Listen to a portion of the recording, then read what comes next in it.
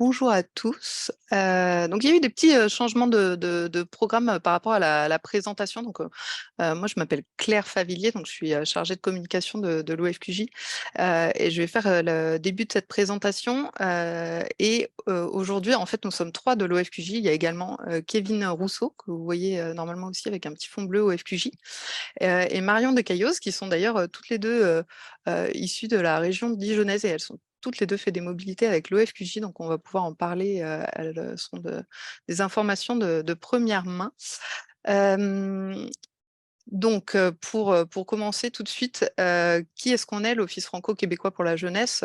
Comme vous l'avez dit, on est un organisme bigouvernemental, c'est-à-dire qu'on n'est pas une association, on est un organisme du gouvernement français, on dépend du ministère de l'Éducation nationale. Et bigouvernemental, ça veut dire qu'on a en fait deux organismes, un en France qui envoie les jeunes Français au Québec et un organisme jumeau qui est au Québec et qui envoie donc les jeunes Québécois vers la France. Donc on existe depuis 1968, donc c'est un programme qui existe depuis très longtemps. On a un autre, il n'y a que deux offices en France, c'est l'Office franco-québécois pour la jeunesse et l'Office franco-allemand pour la jeunesse, que peut-être vous connaissez aussi. Donc nous, on s'occupe vraiment de la destination France-Québec. À 95% de nos activités, en gros, c'est de la mobilité de jeunes Français vers le Québec dans notre section française. Et puis, vous verrez qu'on a à peu près 5% de nos activités qui sont vers d'autres pays également. Voilà, donc on dépend, donc, je vous l'ai dit, du ministère de l'Éducation nationale et de la jeunesse. Et puis côté Québec, ils dépendent du ministère des Relations internationales. Alors, peut-être dernière petite précision aussi, c'est que tout ce qu'on va vous parler aujourd'hui sur la mobilité au Québec, en fait, on va parler de mobilité temporaire. Donc, l'OFQJ ne s'occupe pas de mobilité permanente. On ne vous aide pas à faire un processus d'immigration qui consisterait à partir au Québec et à plus jamais revenir. On est sur que des types de mobilité de moins de 2 ans. Voilà. Donc, pour commencer un petit peu sur le Québec, ça c'est notre premier petit contexte. Le Québec, c'est donc une province du Canada et donc vous la voyez en rouge sur la carte, ça c'est la province du Québec. Et pour vous donner un petit peu une idée de la taille, vous voyez que l'Europe, ça fait à peu près 10 millions de kilomètres comme le Québec, comme le Canada, pardon, mais qu'en Europe, on a 746 millions d'habitants alors qu'au Canada, on a 37 millions d'habitants. En France, euh, on a 67 millions d'habitants pour environ 644 000 km² de territoire. Et au Québec, on a 8 millions d'habitants pour 1,6 million de kilomètres carrés. Donc ça, qu'est-ce que ça veut dire? Ça veut dire que les distances ne sont pas du tout les mêmes que celles qu'on peut avoir en France. Et donc, quand les Québécois vous disent qu'ils partent en week-end et que c'est pas loin, ça peut vouloir dire que c'est 6 heures de voiture. Voilà. Donc ça veut dire beaucoup de territoires, beaucoup d'espaces vides et des villes aussi qui n'ont pas tout à fait la même dimension qu'en France. Donc, hop, passer à la petite slide suivante. Voilà, donc le Québec, qu'est-ce que c'est? Donc c'est une province du Canada. Le Canada, c'est donc un pays qui est anglophone, mais le Québec, c'est la seule nation vraiment francophone sur l'Amérique du Nord. Alors, est-ce que vous voyez, il y a des gens qui n'entendent pas? Est-ce que tout le monde m'entend? Est-ce qu'il y a des gens qui peuvent me mettre un petit OK pour être sûr qu'on m'entend? OK, OK, OK. Bon, parfait. Eh bien, Laura, si vous ne m'entendez pas, je pense qu'il y a un problème avec vos écouteurs, puisqu'apparemment, les autres personnes m'entendent. Donc, je reprends sur la nation francophone. Donc, ça veut dire que si vous parlez au Québec, les gens vont vous parler français. Si vous allez dans une autre région du Québec, les gens vont vous parler anglais. Il y a un petit peu partout des poches de francophonie dans les différentes régions du Canada, des différentes provinces, pardon. Mais en tout cas, au Québec, on parle français. Donc, le Québec, c'est 17, un découpage de 17 sous-régions administratives et la plupart de la population, elle va être dans la grande région de Montréal. Il y a 4 millions d'habitants. Donc, qu'est-ce qu'on disait juste avant sur le nombre de personnes? Ah, je ne peux pas revenir en arrière. Oh, excusez-moi. Précédente. Voilà.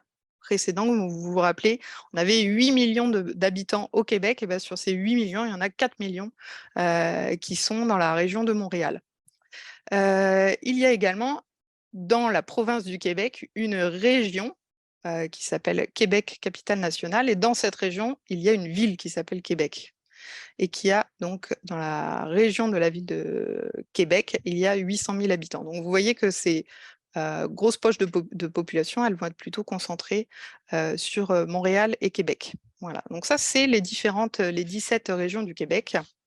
Donc vous voyez la petite île de Montréal qui est là en bas, en rouge. Et vous avez la région de Québec qui est à l'embouchure là, du Saint-Laurent avec la ville de Québec. Voilà. Donc ça, c'est vraiment les 2 points où vous aurez le plus de personnes. Mais évidemment, quand vous faites une mobilité au Québec, vous n'êtes pas obligé d'aller dans ces 2 points-là. Vous voyez, vous avez Montérégie, l'Estrie, Chaudière-Appalaches, même la Gaspésie, Côte-Nord, le Saguenay, Lac-Saint-Jean. Donc vous avez vraiment plein d'endroits où vous pouvez aller. Et donc toutes ces 17 régions administratives, elles parlent toutes français avec plus ou moins d'accent. Alors, donc se pose la question, si vous avez un projet de mobilité au Québec, c'est est-ce que vous voulez aller vivre à Montréal? Est-ce que vous voulez aller dans la région de Québec ou plus loin dans les autres régions administratives? Donc il y a plusieurs aspects à prendre en compte. Évidemment, il y a vos perspectives professionnelles. Quel est le type de métier que vous exercez et est-ce qu'il y a la possibilité de l'exercer à l'endroit où vous voulez aller? Est-ce que vous voulez avoir accès à la nature et le loisir? Parce qu'évidemment, si vous adorez randonner, ça peut être une super opportunité d'aller en Gaspésie. Mais par contre, si vous avez besoin d'être en ville et de croiser plein de monde, évidemment, ce n'est pas forcément la région où il faut aller. Donc, il faut faire un petit peu le point sur ce que vous aimez faire, à quoi vous comptez passer vos prochains mois. Est-ce que c'est voir des baleines ou est-ce que c'est être en ville? Voilà. Il y a évidemment aussi une question de niveau de vie. Donc, si vous habitez à Montréal, évidemment, la vie va être beaucoup plus chère que si vous habitez au fin fond du Québec. Donc, il faut peser un petit peu tous ces aspects. Donc, je vous invite, quand vous trouvez des opportunités de stage, par exemple, bien regarder la ville où se passe le stage. Vous faites un petit peu de recherche sur Google pour voir un petit peu combien ça coûte pour louer un appartement, par exemple, etc. Donc, on va voir ça un petit peu après, le niveau de vie au Québec. Mais donc, il y a plein d'aspects à prendre en compte. Nous, on a la moitié de nos participants à peu près qui vont à Montréal, mais c'est aussi là où vous aurez le plus de difficultés à trouver, par exemple, un logement. Donc voilà, il faut prendre en compte toutes les opportunités, tous les aspects. Il faut avoir un petit peu un esprit ouvert pour voir qu'est-ce qui vous correspond le mieux. Le climat. Alors, on ne va pas se cacher, le climat au Québec, c'est pas la même chose qu'en France. Vous avez un été qui est généralement chaud à très chaud, donc vous avez 25-35 degrés. Donc là, ça peut être assez similaire à la France. Il y a eu des périodes aussi très très chaudes. Ça peut aller jusqu'à mai-septembre. En septembre, il y a la période des couleurs qui est très très connue avec les feuilles d'érable rouges, etc. C'est très joli. Mais à partir du mois de novembre, donc là, on est un petit peu dedans. Je crois qu'il s'est mis à neiger à Montréal là hier. On peut aller de froid à très très froid. Donc là aussi, en fonction de là où vous êtes au Québec, il peut y avoir une différence de température. L'hiver à Montréal, c'est plutôt moins 30 degrés. Dans la ville de Québec, c'est plutôt moins 40 degrés. Donc il peut faire vraiment très très froid. Sachant que c'est un froid qui est différent quand même de celui de la France. Les Québécois, ils disent qu'ils ont froid quand ils viennent chez nous à Paris alors qu'il fait 5 degrés, parce que chez eux, le froid est très sec. Voilà. Mais bon, on n'est pas sur les mêmes types de températures quand même chez eux. Ils ont une technique pour se tenir chaud qui est la technique de l'oignon, qui est tout simplement d'avoir des couches de vêtements. Et puis, quand ils arrivent dans l'entreprise, voilà, ils enlèvent les manteaux, les pulls, les sous-pulls, etc. Sachant que souvent les Français peuvent arriver quand c'est la période de l'hiver avec beaucoup trop de matériel. Nous, on vous recommanderait de plutôt pas acheter votre matériel avant de venir, si jamais vous y allez pendant l'hiver. En fait, vous trouverez très facilement sur place de quoi vous habiller. Il y a des magasins qui sont pas très chers. Il y a aussi plein de Français qui reviennent en France et qui revendent leur matériel, leurs vestes, etc. Donc, en tout cas, on a un petit conseil qui est peut-être, si vous y allez, que c'est la période de l'hiver, vous pouvez vous équiper sur place. Notamment parce que, par exemple, si vous allez dans des boutiques de sport en France pour vous acheter du matériel de neige, ben, il ne sera pas adapté en fait, hein, aux températures du Québec. Voilà, donc ça, c'est, l'hiver, dure très longtemps surtout, ça, il faut bien le garder à l'esprit. C'est-à-dire que ça commence maintenant et qu'en avril, bah, par exemple, j'étais au Québec, un 15 avril, bah, quand il commençait à faire 15 degrés en France, il faisait encore -5 au Québec. Donc vous pouvez encore avoir des chutes de neige qui vont jusqu'à, avril-mai, quoi. Donc c'est très long. Voilà. Se trouver un logement. Alors, le logement au Québec a pas la même, appellation, c'est pas les mêmes appellations, c'est pas tout à fait le même système qu'en France. Donc vous avez, une terminologie qui est un petit peu différente, voilà, des, 2 1/2, 3 1/2. Il y a un fonctionnement aussi, on ne doit pas vous demander de garant ni de caution, ça fonctionne pas du tout comme en France. Et les bails, en fait, le bail, c'est un bail d'1 an qui commence au 1er juillet, donc tous les Québécois déménagent en fait, à la même date. Alors là, si vous avez des questions, vous pouvez en profiter pour les poser dans le chat parce que je pense que Kevin connaît beaucoup mieux le système d'hébergement que moi. Hem, En l'occurrence, vous pouvez reprendre le bail de quelqu'un. Il y a un système qui fonctionne très, très bien, au Québec, c'est la colocation. Parce que notamment à Montréal, comme le milieu du logement devient un petit peu tendu, des fois c'est difficile de trouver, en plus c'est difficile de trouver un logement si vous venez que pour 3 mois, alors qu'il y a plein, plein de places dans des colocations. Et ça souvent la recherche, elle va se faire plutôt sur place. Vous pouvez trouver, vous avez plein de groupes Facebook, des communautés de Français, jeunes Français à Montréal, jeunes Français à Québec, où vous pouvez trouver des plans de colocation. Mais comme il y a beaucoup, beaucoup de demandes, bah, souvent ils vont privilégier des gens qui sont déjà sur place pour pouvoir faire des rencontres. Donc c'est pas impossible de trouver, avant en fait d'arriver, mais en fait c'est pas, impossible qu'on vous dise, bah, venez, vous prenez un Airbnb pendant 2 semaines et puis vous enchaînez, toutes les visites, heu, pour vous trouver un logement. Hem, voilà, donc ma collègue Kevin, c'est donc le compte qui est PIMOFQJ, donc qui commence à répondre à vos questions sur combien ça coûte et cetera. On vous a mis, sur le PowerPoint donc quelques petites références, kijiji.ca, l'EPAC et Kangaloo, c'est des sites de référence, mais évidemment il y en a plein d'autres. On en a quelques-uns sur notre site internet également, si vous voulez trouver des sites supplémentaires. Donc vous pouvez soit déménager avant le 1er juillet ou renouveler votre bail, hein, ça bien sûr, c'est possible de garder un bail, plusieurs années.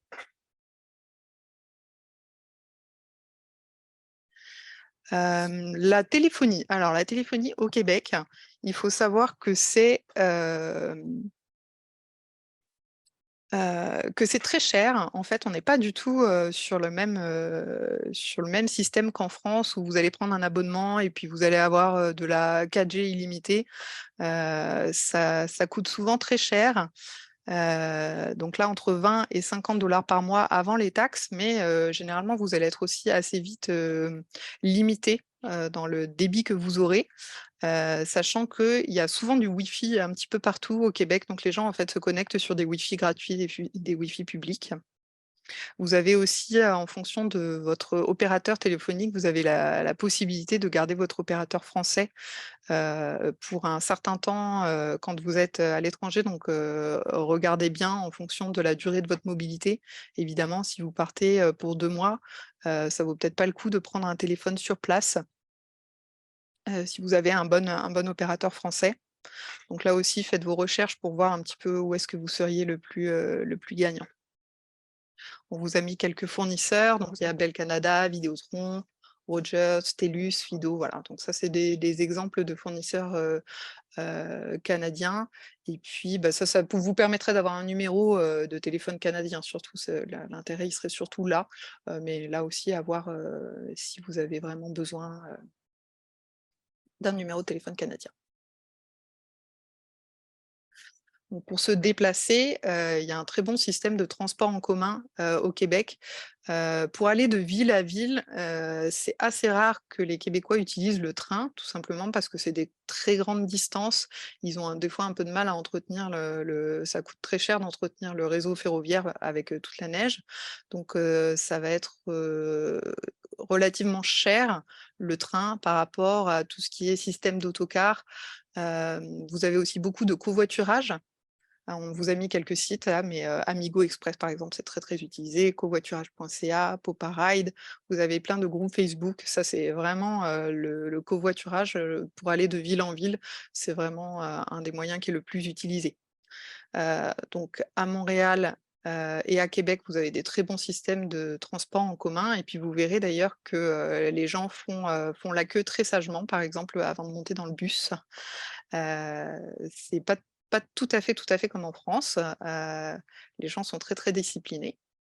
Et puis évidemment, vous pouvez, bah, avoir une voiture, hein, ça c'est complètement possible. Votre permis de conduire français, il est valable pendant 6 mois, au Québec, mais vous pouvez aussi faire la demande de permis de conduire international. À ma connaissance, c'est gratuit.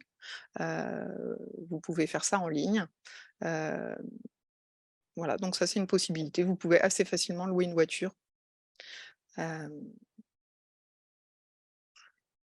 alors hop.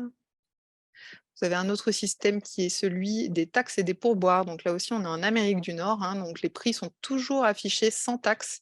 Donc il faut bien regarder au moment où vous allez faire vos achats et calculer les prix des taxes et aussi les prix des pourboires, voilà, qui n'est pas inclus, donc ça fait à peu près 15. Et donc ça fonctionne, pour tout en fait, hein, pour, les serveurs, le taxi, les livreurs, les coiffeurs, les guides, et cetera. Donc c'est vraiment le système, américain. Et là, par contre, je crois qu'aujourd'hui, il faudrait regarder un petit peu les équivalences avant de partir, regarder à combien est le prix du dollar canadien, par rapport à l'euro, mais généralement on est assez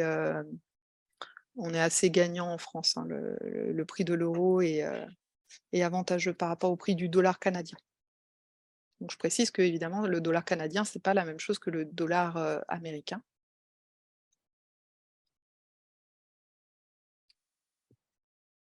Voilà, pour rentrer au Canada, il y a donc un certain nombre de conditions. Vous savez, je vous apprends rien qu'on sort d'une pandémie mondiale pendant lesquelles les frontières étaient fermées et il y avait, donc une grosse, différence, aussi, sur les accès entre la France et le Canada. Et le 1er octobre, les différentes exigences, relatives au Covid ont été levées. Donc là, aujourd'hui, il n'y a plus besoin de fournir de preuves de vaccination, il n'y a plus besoin de fournir, l'application qui s'appelle ArriveCan sur lequel il fallait saisir, ses coordonnées, ses dates d'arrivée, voilà, toutes les obligations en matière de dépistage, d'isolement, et cetera. Ça va prendre fin. Mais il faut quand même garder à l'esprit que les Québécois, ils sont beaucoup plus frileux que les Français par rapport au Covid, notamment par rapport au respect du masque, et cetera. Donc vous avez encore certains endroits, je pense, où, les gens, ils vont demander à avoir des distances de sécurité, ou est-ce que vous potentiellement vous portiez votre masque. On espère que c'est terminé, mais bah, on est en hiver, donc on ne sait jamais, peut-être que ça va revenir. Donc voilà, gardez bien à l'esprit que, les conditions, il faut quand même vérifier pour être sûr qu'il y a rien là. Aujourd'hui, c'est possible, d'entrer au Canada même si vous n'êtes pas vacciné, mais voilà, il faudra quand même confirmer que ça se maintient. Voilà, alors on va faire le tour des questions avant de rentrer dans la partie sur les permis de travail expérience internationale Canada. Il y a eu pas mal de questions, j'ai l'impression, sur les prix, à la location. Bah, ça, il faut que vous fassiez vos recherches parce que ça dépend beaucoup des lieux, ça dépend beaucoup des quartiers. Montréal, c'est le plus cher, c'est pas encore au niveau de Paris, hein, évidemment, mais bon, ça commence à devenir un petit peu tendu. C'est pour ça que, on vous conseille plutôt la colocation. Parce que notamment, par exemple, vous n'aurez pas besoin de meubler votre logement, vous aurez voilà, il y aura tout un tas de facilités, au fait d'être en colocation. Hem, il y avait des questions sur la nationalité, mais ça, on y reviendra, dans la partie expérience internationale Canada. Hem Alors, aurons-nous des aides pour les logements ou les bourses? Eh bien ça, on va voir aussi avec les programmes de l'OFQJ.